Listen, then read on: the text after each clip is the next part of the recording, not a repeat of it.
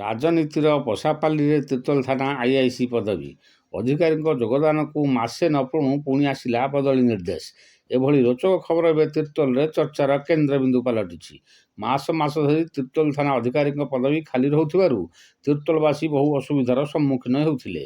ଗତ ଫେବୃଆରୀ 26 ତାରିଖରେ ସୁବ୍ରତ ଦାସଙ୍କୁ ତିର୍ତ୍ତୋଲ ଥାନା ଅଧିକାରୀ ଭାବେ ଯୋଗ ଦେବାକୁ ନିର୍ଦ୍ଦେଶ ମିଳିଥିଲା। ତିର୍ତ୍ତୋଲବାସୀ ଆଶ୍ୱସ୍ତି ହୋଇଥିଲେ, ନ୍ୟାୟ ବି ପାଇଥିଲେ। ହେଲେ ମାସେ ନ ପୁଣୁ ଆସିଛି ରାତି ଅଧିଆ ବଦଳି ଖବର। ବୁଦ୍ଧିଜୀବୀଙ୍କ କହିବା କଥା, ରାଜନୀତିର ଚକ୍ରାନ୍ତ ଥାନା ଅଧିକାରୀଙ୍କୁ ସୁବ୍ରତ ଦାସଙ୍କୁ କରାଇଛି ବଦଳି। କାରଣ ଖୋଜିବାରୁ ଜଣାଯାଇଛି, ଗତ 4 ଦିନ ତଳେ ଚୋରା ବାଲିଚାଳନ ହେଉଥିବା 7ଟି ହାଇୱା ଟ୍ରକକୁ ଆଇଆଇସି ଜବତ କରିଥିଲେ। ରାଜନୈତିକ ଚାପକୁ ଭୂକ୍ଷେପ ନ କରି କାର୍ଯ୍ୟାନୁଷ୍ଠାନ ନେଉଥିଲେ। ଫଳରେ ତାଙ୍କୁ ବଦଳି କରାଯାଇଛି। ଯେଉଁଭଳି ଭାବରେ ଆପଣମାନେ ଜାଣିଥିବେ, ତିର୍ତ୍ତୋଲ ଥାନା ଅଧିକାରୀ ବର୍ତ୍ତମାନ ଦୀର୍ଘ 6 ମାସ ହେଲା ତିର୍ତ୍ତୋଲ ଥାନା ଅଧିକାରୀଙ୍କ ପୋଷ୍ଟ ଫାଙ୍କା ଥିଲା।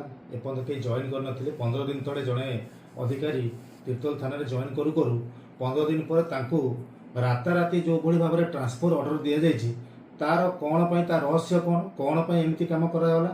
ପ୍ରକୃତରେ କ'ଣ ଶାସନ ଏଇଭଳି ଚାଲିବା ଦରକାର? ଯେଉଁ ଭଳିଆ ପ୍ରତିଶ୍ରୁତି ଦେଇକି ଡବଲ ଇଞ୍ଜିନ୍ ସରକାରରେ ବର୍ତ୍ତମାନ ଲୋକମାନେ ଭରସା କରିଥିଲେ, ତାର କ'ଣ ଫାଇଦା କେବଳ ଆପଣମାନେ ପ୍ରଶାସନିକ ଅଧିକାରୀଙ୍କୁ ବଦଳ କରିକି ଆପଣ କାମ କରିପାରିବେ? ଆପଣ ଲୋକମାନଙ୍କ ପାଇଁ ଯଦି ଚିନ୍ତା କରିଛନ୍ତି, ଏ ଡବଲ ଇଞ୍ଜିନ୍ ସରକାର ଲୋକମାନଙ୍କର ଯଦି ସରକାର, ତାହେଲେ କାମ ହେବ କେମିତି? ଆପଣ ଯଦି ମାସକୁ ମାସ ଗୋଟେ ଅଧିକାରୀକୁ ବଦଳି କରି ଚାଲିବେ, କାହାକୁ ମାଲକାନଗିରି, କାହାକୁ ଢେଙ୍କାନାଳ, କାହାକୁ କୋରାପୁଟ ଯଦି ବଦଳି କରି ଚାଲିବେ, ତାହେଲେ ଲୋକମାନଙ୍କ କାମ କେମିତି ହେବ? ଇଏ ସରକାର ଲୋକମାନଙ୍କର ନୁହଁ, ଇଏ ପୁଞ୍ଜିପତି ଶିଳ୍ପପତିଙ୍କ ସରକାର। ତୁରନ୍ତ ଏ ଯେଉଁ ବଦଳି ନିଷ୍ପତ୍ତିକୁ ଆପଣ ବଦଳାଇ ଦିଅନ୍ତୁ, ନହେଲେ ଆଗାମୀ ଦିନରେ ଆମେ ଏସ୍ପି ଅଫିସ୍ ଘେରାଉ କରିବୁ, ଥାନା ଘେରାଉ କରିବୁ। ଦରକାର ପଡ଼ିଲେ ସମସ୍ତ ଡବଲ ଇଞ୍ଜିନ୍ ସରକାର ମନ୍ତ୍ରୀକୁ ଜଗତସିଂହପୁର ଜିଲ୍ଲାରେ ପୁରେଇ ଦିଆଯିବନି। ଏଭଳି ଭାବରେ ଯଦି ଆପଣମାନେ ଗଣତନ୍ତ୍ରକୁ ହତ୍ୟା କରିବେ, ମନ ଇଚ୍ଛା ଯାହା ମନ ଆପଣ ତାହା କରିବେ, ସେ ବରଦାସ୍ତ କରିବନି। ଆକୁ ଦୃଢ଼ ବିରୋଧ କରାଯିବ।